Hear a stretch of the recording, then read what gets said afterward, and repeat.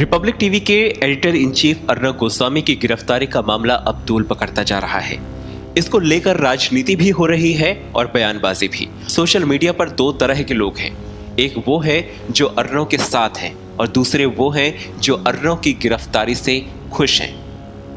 एक पत्रकार जो प्रखर होकर अपनी हर बात जनता के समक्ष रखता है, बेखौफ होकर उन मुद्दों पर बहस करता है जिस पर अच्छे अच्छे पत्रकार भी बात नहीं करते, डरते हैं कहीं उनकी कुर्सी छिन न जाए। दोस्तों, अर्नब का गिरफ्तार होना पत्रकारिता का काला दिवस है ही, लेकिन आपके लिए भी है। आज आप जो भी सोशल मीडिया पर अनाप शनाप लिखते हैं, आपका आज का बढ़ावा एक दिन आपको भी अंदर डालेगा, लेकिन तब आपको शायद पूछने वाला भी कोई ना हो। खैर, इस पर मेजर गौरव आर्या की क्या राय है, आप सुन लीजिए। कि अर्नब है हिंदुस्तान का सबसे बड़ा पत्रकार और उसको पकड़ के इन लोगों ने डाल दिया जेल में, मुंबई पुलिस ने। अब आप सोचिए, खुद सोचिए, अगर अर्नब गोस्वामी को जेल में डाल देते हैं, कल आप फेसबुक पे कुछ ना कुछ लिखेंगे, कुछ भी लिखेंगे आप चाहते हैं, क्योंकि फेसबुक भी मीडिया है, वो सोशल मीडिया है, मेन स्ट्रीम मीडिया है। अर्नब ने कुछ कहा तो कुछ ताकतवर लोगों को बुरा लगा, राइट? उद्धव ठाकरे को, परमबीर सिंह कमिश्नर साहब हैं मुंबई पुलिस के, उनको, किसी को, XYZ को बुरा लगा, उन्होंने अर्नब को पकड़ के जेल में डाल दिया। बुरा लगा ना उनको। अब कल आप अपनी फेसबुक पोस्ट पे, और ऐसा हिंदुस्तान में कई किस्से आ रखे हैं, आप ट्वीट करेंगे। यही ताकतें, हो सकता है वो शिवसेना ना हो सकता है कोई और पार्टी हो। जब आप अर्नब के परेशान होने पे तालियां बजा रहे हैं ना, कल वही तालियां आपके लिए बजेंगी। इस बात के लिए मानसिक रूप से और दिली रूप से तैयार रहिए कि तालियां बजेंगी, क्योंकि आप एक ऐसे माहौल को बढ़ावा दे रहे हैं जहां पे जो कुछ बोले, कोई भी बोले, वो किसी ना किसी शक्तिशाली व्यक्ति को गंवारा नहीं है, वो एक्शन लेगा। ठीक है, हो सकता है आपके ट्विटर पे सिर्फ 20 या 30 फॉलोअर हो, उससे कोई फर्क नहीं पड़ता। किसी को बुरा लगा, किसी शक्तिशाली व्यक्ति को बुरा लगा, तो आप बुलेट प्रूफ नहीं है, समझ लीजिए। आपकी बात का बुरा लगा, अगली बार आप अंदर जाएंगे और फिर कोई ना कोई होगा जिसके 5 फॉलोअर होंगे, वो बैठ के ताली पीटेगा। कितने ऐसे जर्नलिस्ट हैं, बड़े नाम, मैं छोटे नाम नहीं कर रहा, बड़े नाम, जो नेशनली और इंटरनेशनली फेमस हैं, जो ये कह सकते हैं कि उनके घर में पुलिस गई थी और उनको अरेस्ट कर ले। यहां पे तो लोग, भारत में ऐसे ऐसे जर्नलिस्ट हैं, मैं उनका नाम लेना ठीक नहीं समझता, जिन्होंने कैबिनेट सीट्स की फिक्सिंग करी है, जिन्होंने दलाली खाई है, वो लोग खुलेआम घूम रहे हैं, राइट? लेकिन अब प्रॉब्लम क्या है कि आपने एक इंसान को पकड़ा और बोला साहब ये फर्जी केस है, जबकि वो केस पहले बंद कर चुकी थी वही मुंबई पुलिस। मुंबई पुलिस ने बंद करा, अचानक खोल दिया होम मिनिस्टर ने और बोला कि डालो अर्नब को जेल में। ठीक है साहब, अब अर्नब को डाल दिया। अब सुनिए दूसरी बात, सबसे इंपॉर्टेंट मैं आपको बात बता रहा हूं। अर्नब के जेल जाने से या पुलिस थाने के अंदर बंद होने से कौन लोग खुश हैं, ये भी जानना बहुत जरूरी है भाई। कोई ना कोई तो है जो खुशियां मना रहा है, हम तो गमगीन हैं, हम तो परेशान हैं, लेकिन लोग खुशियां मना रहे हैं। कौन लोग हैं? देखिए, सबसे पहले मंत्रालय वाले लोग। जो मंत्रालय वाले लोग हैं, यानी कि महाराष्ट्र में, मुंबई में जो मंत्रालय है, वहां पे जो शिवसेना के जो बड़े बड़े अहलकार हैं, अधिकारी हैं, मंत्री हैं, वो खुशियां मना रहे हैं कि साहब जो हमारे खिलाफ हर रात को टीवी पे बोलता था, अब वो नहीं बोलेगा। लेकिन मैं ये पूछना चाहता हूं, आपको क्या लगता है, आप अर्नब गोस्वामी को 10 साल के लिए जेल डाल देंगे या 50 साल के लिए जेल डाल देंगे? उसको आज नहीं तो कल बेल मिलेगी, और जब बेल मिलेगी वो फिर जाकर 9 बजे बोलेगा, फिर क्या करोगे? फिर अरेस्ट करोगे, फिर बेल मिलेगी, वो फिर बोलेगा।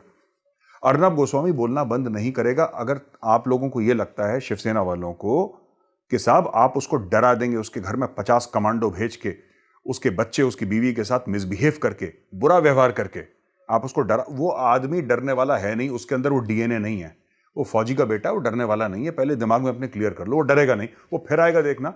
7 बजे पूछता है भारत शो होगा, वो शो होगा 7 बजे, और 9 बजे he will again ask that the nation wants to know. वो पूछेगा।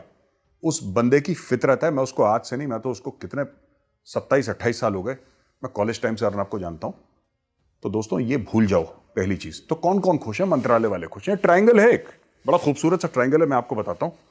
एक तो मंत्रालय वाले खुश हैं, दूसरे लोग कौन खुश हैं? पाकिस्तानी बड़े खुश हैं। पाकिस्तानी सोशल मीडिया, बड़ा मजा आया साहब अर्नब को।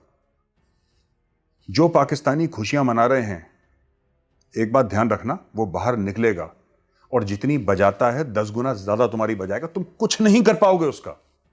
वो आ रहा है वापस अभी, और मैं तुम्हें लिख के दे रहा हूं, वापस आ रहा है और ऐसे ढोल नगाड़े बजाएगा तुम्हारे कि तुम्हें छुपने की जमीन नहीं मिलेगी। दोस्तों, वैसे तो कुछ जहरी पत्रकार इस बात का मजाक उड़ा रहे हैं और बोल रहे हैं अच्छा हुआ वो जेल गया। वो पत्रकार नहीं है, बीजेपी का भोपू है जो हर रात 9 बजे बजता रहता है। 2 वीडियो मैं आपको दिखा रहा हूं। एक सुधीर चौधरी की है, जिन्होंने आज जो बात कही है वो बहुत अच्छी कही है कि हमारे बीच में जो मतभेद हो वो कुछ भी हो, लेकिन पत्रकार के लिए उसकी अभिव्यक्ति की जो आजादी है वो मायने रखती है। और वहीं पर दूसरी जो क्लिप मैं आपको दिखाऊंगा वो आरिफा खानम की है, जो द वायर की है, जिनका बयान सुनने के बाद शायद आपको शर्म आ जाएगी। इस समय हमारे देश के ही लोकतंत्र में कुछ ऐसा हो रहा है जिसने आज मुझे ये सोचने पर मजबूर कर दिया कि क्या पत्रकारिता छोड़ने का समय अब आ चुका है। आज हमारे पास 2 विकल्प थे। एक ये कि हम पहले अपने लोकतंत्र की बात करें, और दूसरा कि पहले दूसरों के लोकतंत्र की बात करें।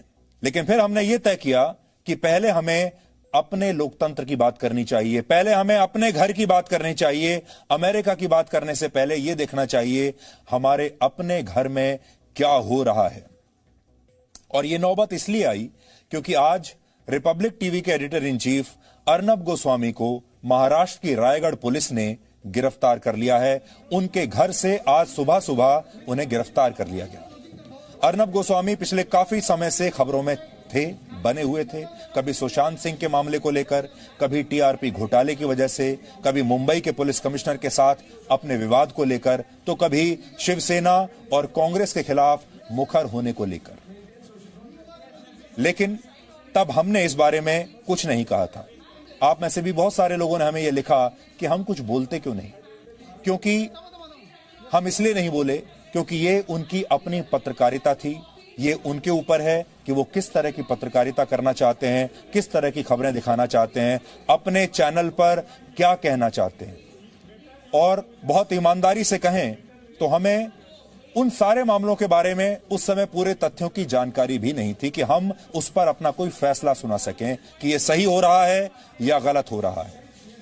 इसलिए हमने ये पूरा मामला उन पर छोड़ा कि वो अपने चैनल पर क्या करना चाहते हैं, और उन्हें इस बात की पूरी आजादी है कि वो किस तरह की पत्रकारिता करें, किस तरह के प्रोग्राम्स आपको दिखाएं, और ये आपके ऊपर है कि आप किसको कितना पसंद करें।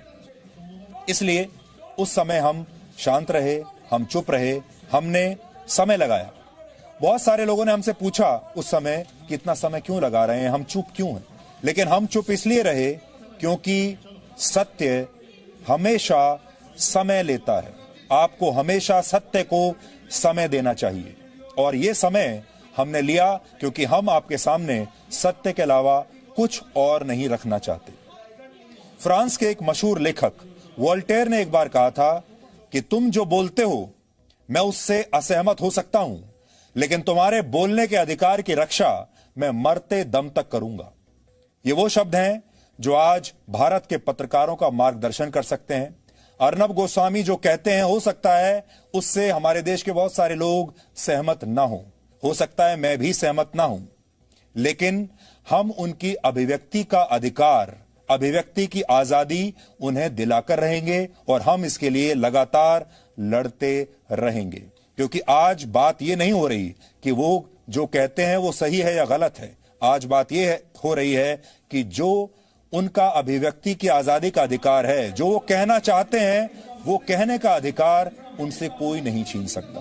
और आज ये अधिकार छीनने की कोशिश हुई है, आप तस्वीरों में आज देख सकते हैं। गोस्वामी को जो फ्रीडम ऑफ एक्सप्रेशन, या मैं कहूँ फ्रीडम ऑफ प्रेस, जो पत्रकारों की और पत्रकारिता की जो आजादी है, उसका कवर नहीं मिलना चाहिए। वो शामियाना उनके ऊपर से उड़ा देना चाहिए, क्योंकि जो काम वो करते हैं उसे पत्रकारिता नहीं कहा जा सकता। मैं ये समझती हूँ कि मेरे जैसे लोग जो पत्रकारिता कर रहे हैं, मैं नहीं जानती सिद्धार्थ क्या कहेंगे इस बारे में, लेकिन मैं अपने को अपमानित महसूस करती हूँ कि अगर मुझे और अर्नब गोस्वामी को एक ही श्रेणी में, एक ही कतार में खड़ा कर दिया जाए कि उनका काम मेरे जैसा है, तो सबसे पहले तो मैं समझती हूँ कि बिल्कुल इसको पत्रकारिता नहीं कहा जा सकता। इसके अलावा कई ऐसे आर्ग्यूमेंट्स, कई ऐसी दलीलें हैं जिसकी बुनियाद पर मुझे लगता है कि भारत में जो लिबरल समुदाय है, जिनको उदारवादी लोग या उदारवादी पत्रकार हैं, वो जिस तरह से डिफेंस में आ रहे हैं अर्नब गोस्वामी के, मुझे लगता है कि शायद ये अपने पैरों पर कुल्हाड़ी मारने जैसा है। दोस्तों, अभिव्यक्ति की आजादी को सपोर्ट करिए, अर्नब को सपोर्ट करिए, क्योंकि जिस क्रूरता के साथ अर्नब को अरेस्ट किया गया है, ऐसा आपके साथ भी हो सकता है। किसी को डराना मेरा मकसद नहीं,